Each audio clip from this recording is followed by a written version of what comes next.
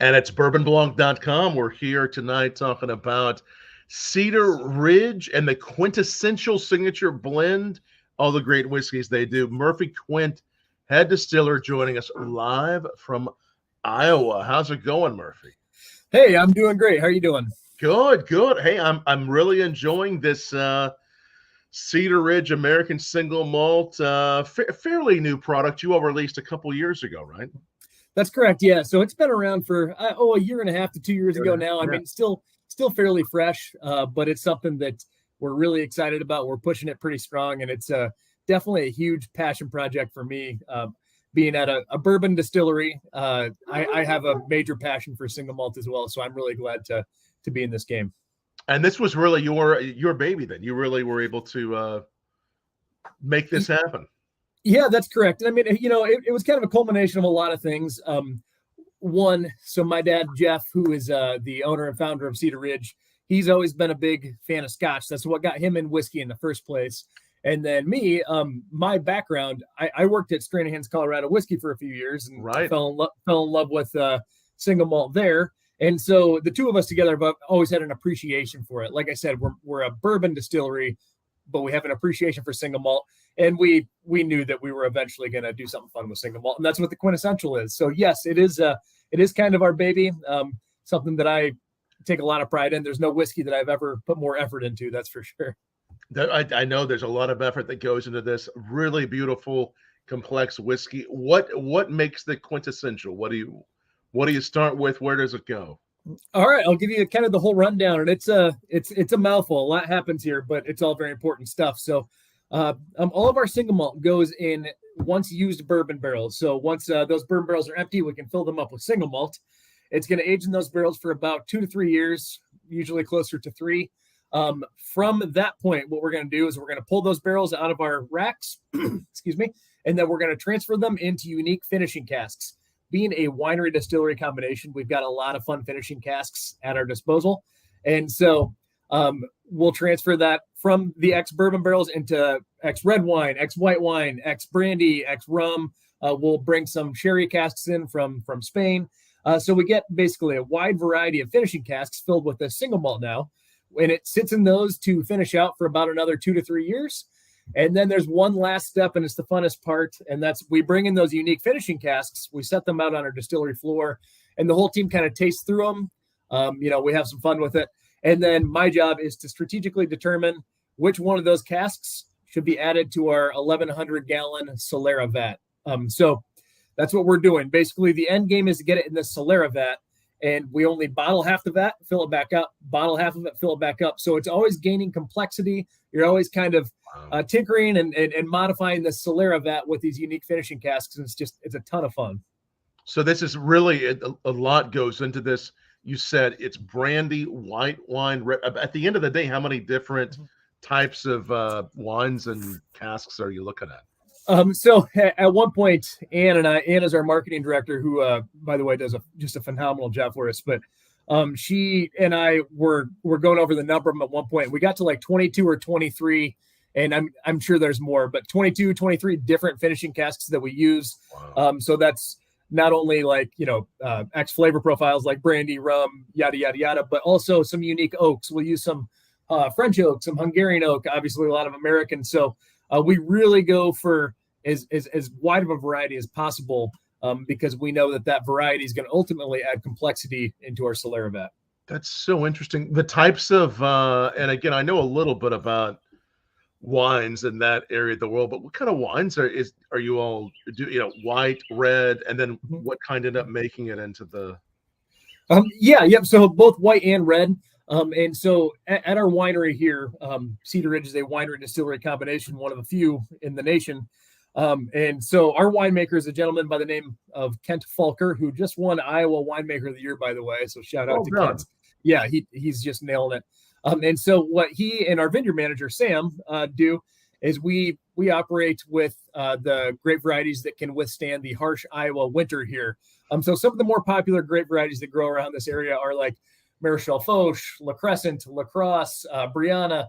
And so we use a lot of those grape varieties here, but then we also bring in grapes from other regions as well and blend them into our own wines. So we have, when it comes to the end game, the casks that we use for our finishing of our single malts, we have a wide variety and a whole range of different wine casks we use. But we do enjoy working with our own red wine casks that held our own grape varieties from our property, just because that's special, that's fun, and it's all inclusive of our entire team. So it's a bit of everything. Both your wine casks, we have this cherry, rum, a little bit of everything, and at the end of the day, 20 plus. And again, it's because it's the Solera batch. You have some from. This is what I'm having batch number 8. You have batches that go back to the beginning of when you did this.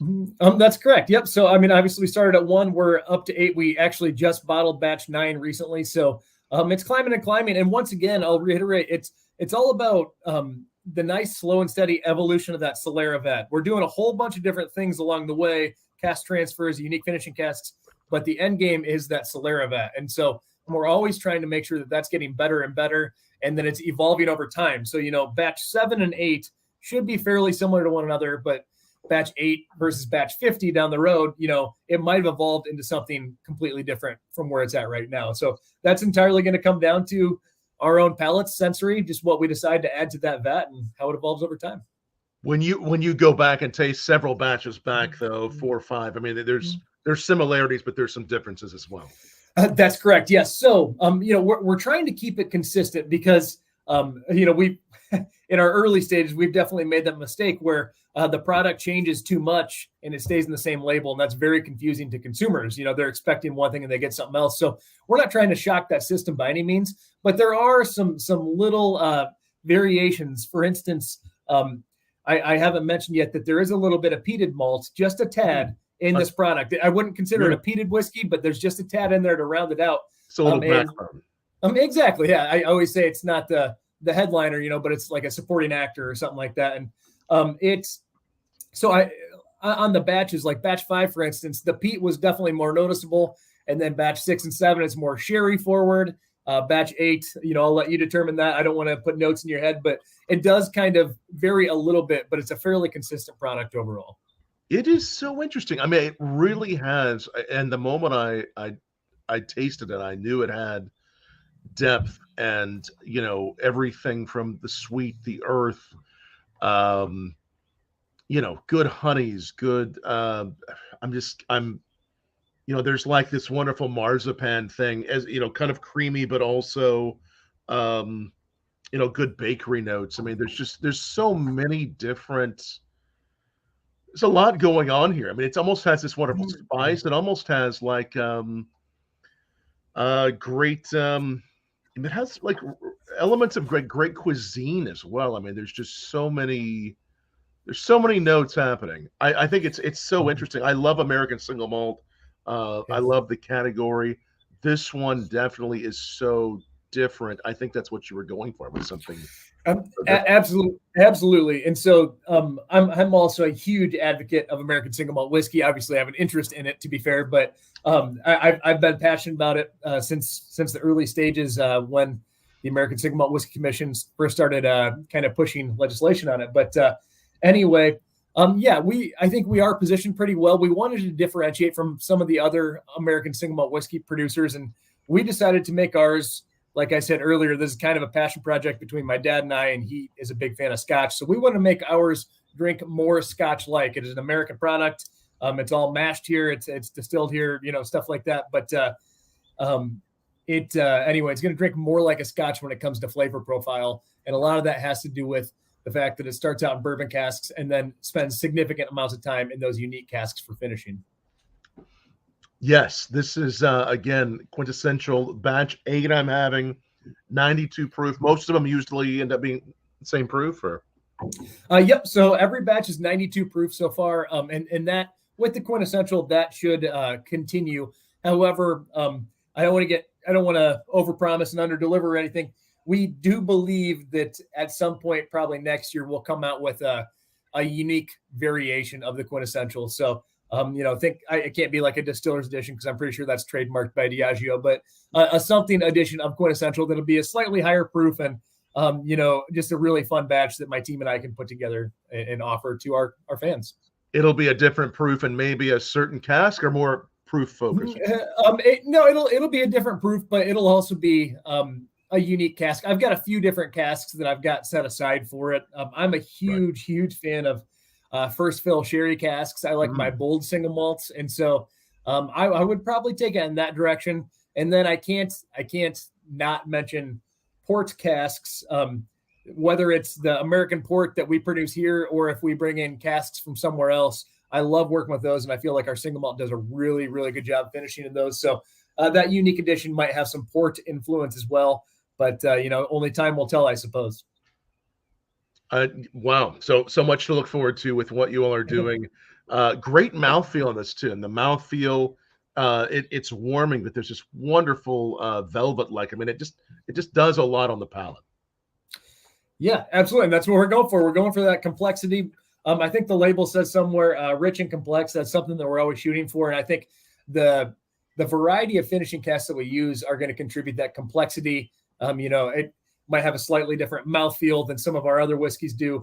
And then, the rich, we always think that if we get a good amount of sherry cask influence and port cask influence in there, it'll kind of richen that product up a little bit and balance well with the complexity that we've created. And so many other whiskeys, of course, you all do, from your bourbons, ryes. I mean, there's so much that you all do. You have the Slipknot whiskeys as well. Yep, that's correct. Yeah. So, I mean, we have a whole portfolio here at Cedar Ridge. We do a lot. No one product can really sum it all up. And I always tell people the best way to understand what we do is to actually come out here and see it for yourself. It's a ton of fun. But yeah, we make bourbon, rye, single malt. Obviously, we're a winery. We make many different styles of wine. Every now and then we tinker around with a little brandy and rum just for fun. It's not really anything that we're pushing. So we do a lot here. However, our golden boy, our flagship product, if you will, is our Cedar Ridge, Iowa bourbon. And that is obviously due to the fact that, one, it really got the wheels turning here and kind of established us among the whiskey community, at least. And then number two is because we're in the state of Iowa. We're the corn state here, and bourbon is a product of corn, and it's just a good fit for us. So that's definitely our focus. Your parents brought this on the map, of course, with the winery back in 2006, really being, as far as in the craft spirits, craft revolution, spirits revolution, is one of really the first distillery in Iowa in modern day, right? That's correct. Yeah. So we were the first distillery in the state of Iowa. So that's always something exciting. However, there's a quote, and I won't even, I'll butcher it, but something about the first person through a wall always gets bloodied or something like that. And that a lot of work went into establishing this industry in the state of Iowa, because when Prohibition basically was undone, a lot of the laws were still in place until distilleries started opening up in each state. So the first distillery to open up in each state had to do a lot of work to get some of those laws changed so that this business could even succeed. But yes, that is correct. We were the first in the state of Iowa, one of the first in the Midwest. The craft distilleries are independent distilleries, basically distilleries outside of Kentucky. When we started, there was only like 20 of them. And now I think there's like 3,500, according to ACSA, somewhere around the 3,500 mark. So there's just been an explosion. And I mean, this explosion really started in like 2010 or even a little after that. So we were pretty early to the punch, which was good. We, like many other people, we've learned from mistakes and grown from mistakes. And we had the advantage of having time on our side and made our mistakes early and corrected them as fast as possible. And now we're where we are today. What's the and that's amazing. I mean, you all have obviously been a real leader in all of craft spirits, and especially there in Iowa. What's the rest of the state looking like as far as craft spirits, whiskey? I mean, what are some trends you're seeing there, and what's it looking like? It's really starting to come together. There's about 15, somewhere between 15 and 18 of us now in the state of Iowa. So it is growing. There are a few things that we're up against here. One, there's a lot of rural area in the state of Iowa. It's a lot easier to develop kind of a whiskey trail or even a strong guild if you can get, if there's traffic between the distilleries or if they're close enough that they can frequently network. We're pretty spread out throughout the state. Seems like we're in all four corners, if you will. But there are a number of good distilleries popping up around here. And definitely get out here and check them out. We're all doing some cool stuff. We're all friends, and we definitely love building something in the state of Iowa. It's something we're proud of. And you've done so much innovation there. I know you and the other distillers, really delicious products. So much corn, as you mentioned. Are there flavors there as far as the terroir, the grain, the water, things about Iowa whiskey that you're seeing are slowly helping define Iowa whiskey? Yes, absolutely. And I mean, when it comes to the grain in general, you can make a case for that, or you can make a case against the fact that the flavor profile of the actual grain itself carries all the way through. I don't really have a horse in that race. I've read really, really good arguments on both sides of that. For us, it's more the economics. It's more being supportive of Iowa farmers. We are 100% dedicated to using Iowa corn in our bourbon because Iowans support us and we want to support Iowans. That's something that's very important to us. As far as the flavor profile in the state of Iowa and what that might do, I would actually go on the opposite side of production. And I would put that more in the aging process. So here in the state of Iowa, we have rapidly fluctuating temperatures. For instance, today is actually gorgeous outside. It's a terrible day to be in the office. It's it's like 72 degrees right now. Nicest day of the year by far so far. And tomorrow it'll be back down to like 30. And so, that's a 24-hour swing of about 40 degrees. And that causes a lot of magic to happen inside those barrels. So we don't do climate controlled aging here. We're literally letting Mother Nature age our product and using her temperature swings along the way. So obviously, I mean, without diving too far into it, I mean, going from hot to cold, it causes a lot of expansion and contraction of the barrel wood. As things get hot, they expand. As things get cold, they start to contract. And that causes a lot of movement in and out of that wood, which can cause some change in your flavor profile. So anyway, we definitely take advantage of the Iowa climate and the Iowa weather, and that's something that is important to our product.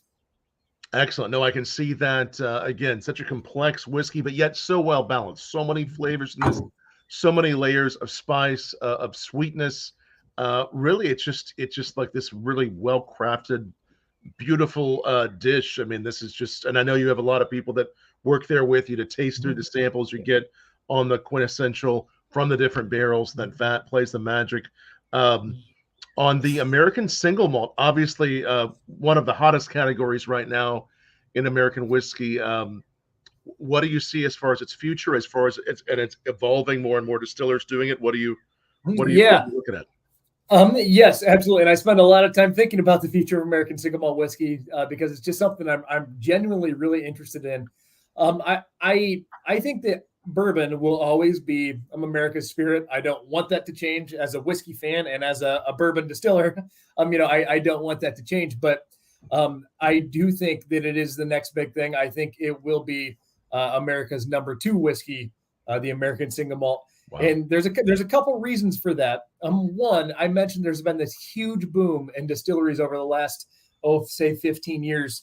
A number of them are producing American single malt whiskey. So by default, we are about to see a flood of American single malt whiskeys hit the market. A lot of them already have, but just having more options and more of them at the store is going to create a category in itself. And then number 2, which I'm even more optimistic about, is the bigs, the big distilleries that have been around for 100 years, that I'm a huge fan of, by the way.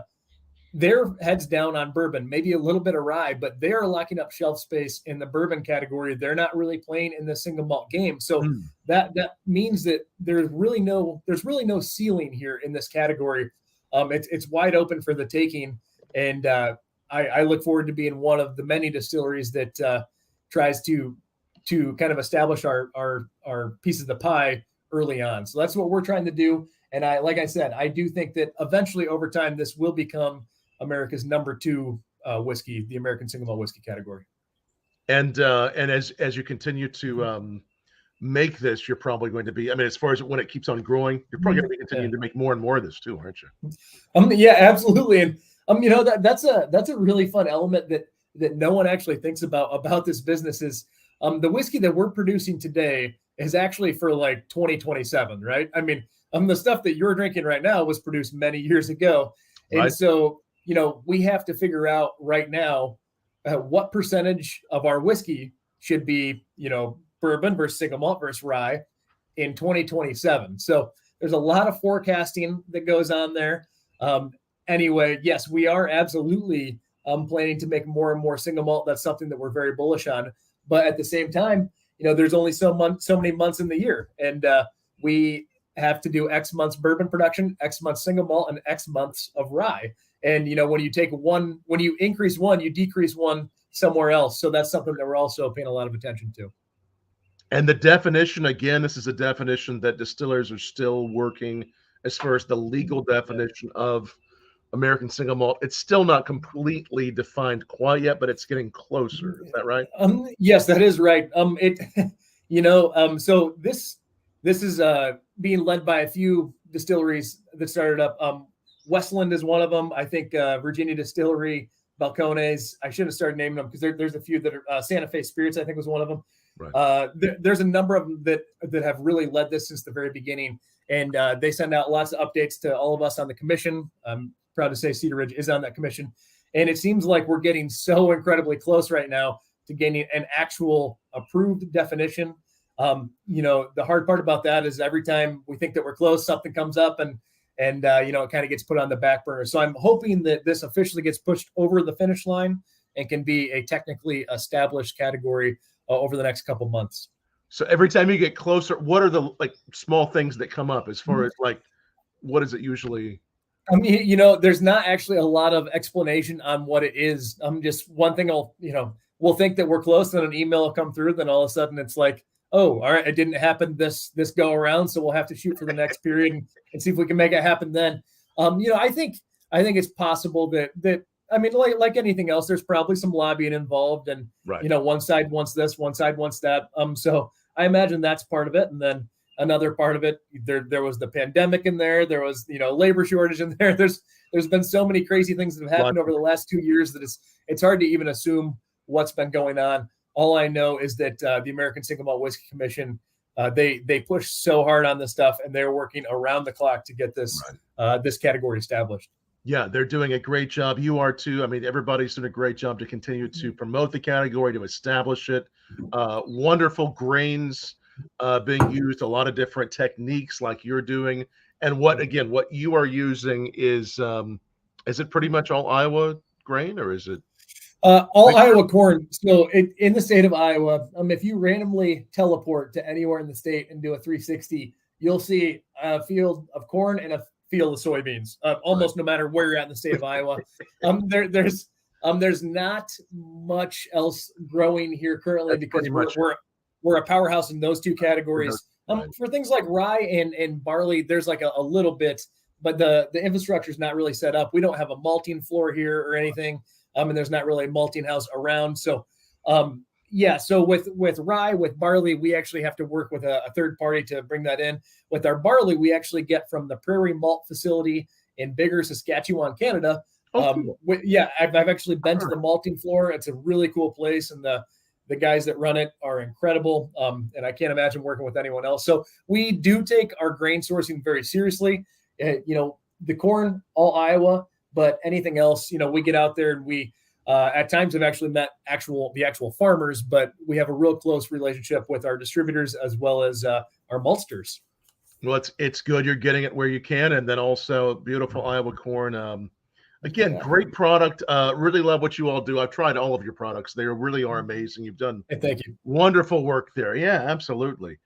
Murphy Quint, head distiller there, joining us live from Iowa. Tell us down below if you've tried some of their products, what you've tried, what you like. We're seeing Cedar Ridge in more and more places now, aren't we? Yes, that is the goal. Obviously, we're looking to expand constantly. However, we're more strategic than we've ever been on that front. While we do feel it's possible for you to access our product in pretty much any state, thanks to the internet and being able to buy things through third parties online. Our physical distribution and where we're putting our foot soldiers, our reps, we're doing all that in the Midwest. We're going very, very heavy in our home market. So our Iowa bourbon has become the number one selling bourbon in the state of Iowa, which was a huge win for us. And so we decided what we're going to do from there is just expand to all the surrounding states.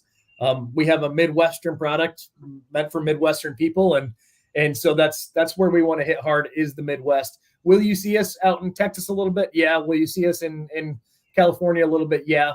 But the places that we're really investing in getting major sell-through and brand recognition is the Midwestern states. And again, for all of Iowa, against all bourbons made everywhere, you're the number one selling bourbon.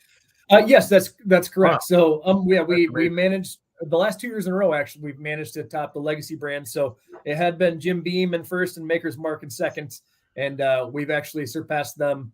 And we've kept our foot on the gas too. We don't want to give that up. So we've continued to gain our market share in the state of Iowa. That'll always be huge focal points.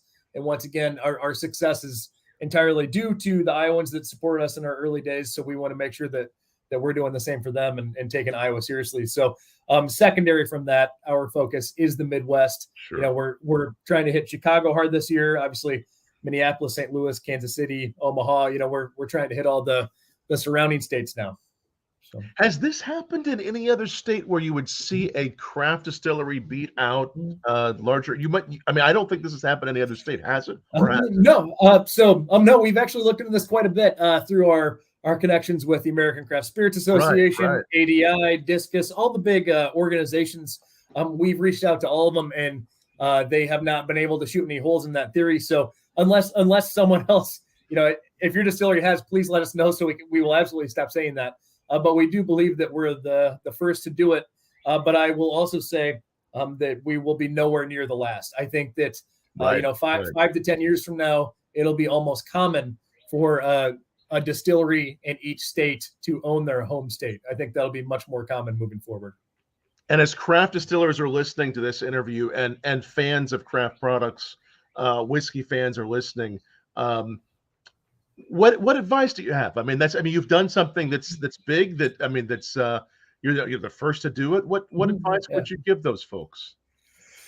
Oh man, well, a lot of things. One, make sure you're always having fun with this, because like anything else, you end up in this industry because you want to have fun. You know, you don't want to do the boring day-to-day grind that you were doing. So you ended up in this distillery.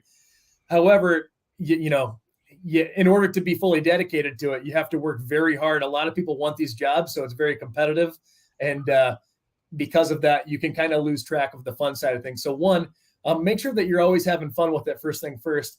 And then two, one thing that we did that really, really helped us is we started to get away from what does the consumer want from us, and we started to focus more on what do we want to provide for the consumer. And that sounds like the very same thing, but it's not.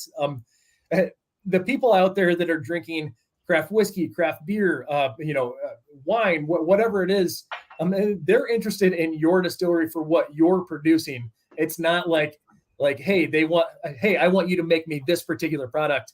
They're interested in what you're doing and the reasons why. So make sure that you're producing what you're wanting to produce, and make sure that you've got a good reason why you're doing it, and people will support. Well done. Well, congratulations on your growth, on all you've done there, Murphy, on this wonderful product. Again, if you're a fan of the bourbons, the rye, check out all their products. But if you're a fan also of American Single Malt, this one is so different as far as the process goes, all the different casks that touch this. At the end of the day, it's about 5 to 6 years old. Is that what you were saying?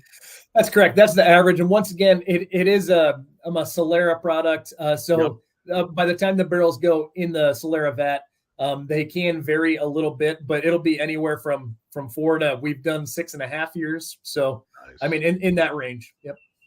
Well done there, Murphy, and congratulations. Cheers, my friend. Thanks for joining us on Bourbon Blog, and look forward to all of your forthcoming products. Absolutely. Thanks so much for having me on, and hopefully we can do this again soon. Absolutely. Cheers. And thanks for watching.